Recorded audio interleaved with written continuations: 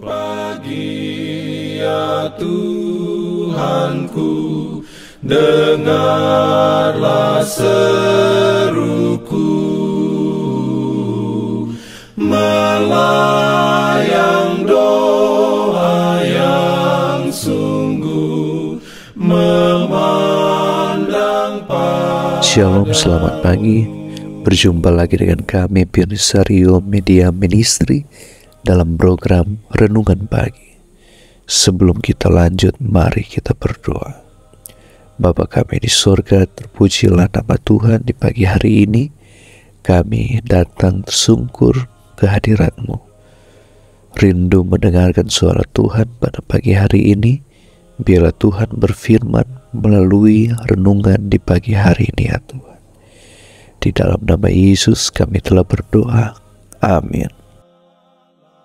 Renungan pagi hari ini Jumat 25 Juli 2025 dengan judul Kebangkitan Rohani Saya. Ayat tema dalam Galatia 2 ayat 20. Aku telah disalibkan dengan Kristus, namun aku hidup, tetapi bukan lagi aku sendiri yang hidup, melainkan Kristus yang hidup di dalam aku. Urayanya sebagai berikut. Peristiwa di mana ibu saya bunuh diri sangat mengguncang hidup saya. Reaksi pertama saya adalah kaget, kemudian penyangkalan, lalu kemarahan. Bagaimana dia bisa melakukan ini pada saya, pada anak-anak saya, lalu rasa bersalah. Mengapa saya tidak melakukan sesuatu yang lebih? Saat saya mencoba menyatukan bagian-bagian hidup saya mempertanyakan peran Tuhan dalam penderitaan ibu. Dia menderita manik depresif, dan pilihan selanjutnya untuk mengakhiri hidupnya. Secara membabi buta, saya hanya melihat dua pilihan. Pertama, Tuhan tidak menggenapi janjinya untuk tidak membiarkan cobaan apapun melebihi kemampuan ibu, atau kedua, ibu hanya gagal. Apapun yang terjadi, itu adalah situasi yang kalah. Entah Tuhan atau ibu yang menjadi kacau, dan kesimpulan itu hampir menghancurkan hubungan saya dengan Tuhan. Selama 1 atau 2 tahun berikutnya, saya benar-benar bergumul dengan kehidupan rohani saya. Melihat kembali ke belakang, saya pikir itu adalah kombinasi dari kehidupan rohani saya yang relatif steril sebelum kematian ibu, bunuh diri, dan pertanyaan selanjutnya yang terlintas dalam pikiran saya tentang peran Tuhan dalam hidup saya. Juga saya menghadiri gereja impersonal besar, di mana saya tidak memiliki kelompok pendukung untuk mendengarkan, memberikan semangat, dan menegaskan kepada saya kebenaran bahwa Tuhan mengasihi dan iblis menghancurkan. Saya malu untuk mengatakan bahwa saya hampir menyerah pada Tuhan.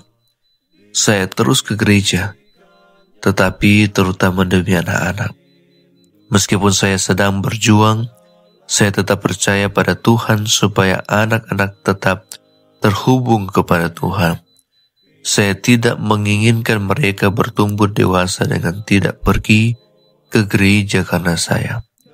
Sebelum membuat pilihan terakhir untuk melarikan diri dari Tuhan, saya berkomitmen untuk membaca dan menyelidiki Alkitab.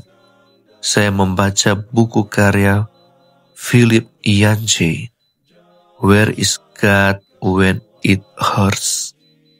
Itu sangat membantu saya untuk bangun dan mencium aroma mawar. Keluarga saya juga mulai menghadiri gereja yang lebih kecil, di mana saya terlibat dan berteman dengan orang-orang yang mengasihi saya, apapun yang terjadi, dan saya memulai terapi. Selama 5 tahun terakhir ini, saya benar-benar menjadi hidup kembali secara rohani. Saya mendapat manfaat dari 4 kelompok. 1 kelompok pemulihan sekuler, dan 3 kelompok berbasis spiritual. Saya bersukacita melalui renungan dan doa yang jauh lebih bermakna, dan saya menjadi jauh lebih aktif di gereja saya.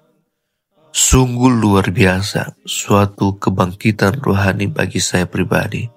Saya bertanya-tanya mengapa saya memerlukan waktu begitu lama, 30 tahun, untuk terhubung dengan Tuhan. Ya Tuhan, Engkau sungguh baik. Engkau mempunyai pundak yang besar dan kuat untuk bersandar ketika saya merasa lemah. Engkau dengan sabar mendengarkan saya ketika saya mempertanyakan Engkau dan jalan-jalan-Mu, dan Engkau mengasihi saya bagaimanapun situasinya. Terima kasih. Demikianlah renungan di pagi hari ini. Tuhan Yesus memberkati kita semua. Mari kita berdoa. Kami datang bersyukur kepada Tuhan, mengucap syukur atas berkat Tuhan di hari yang indah ini. Kami boleh mendengarkan firman Tuhan, boleh memberkati kami sepanjang hari ini, dan kiranya berkat Tuhan di hari ini menjadi bagian kami. Kami terus melayani Tuhan dengan kekuatan kesehatan yang Tuhan berikan kepada kami. Kami serahkan segenap kehidupan kami, keluarga kami, dan semua rencana kami kepada-Mu saja ya Tuhan. Kami telah berdoa dan mengucap syukur dalam nama Yesus Tuhan dan Juru Selamat kami. Amin. Jalan keselamatan.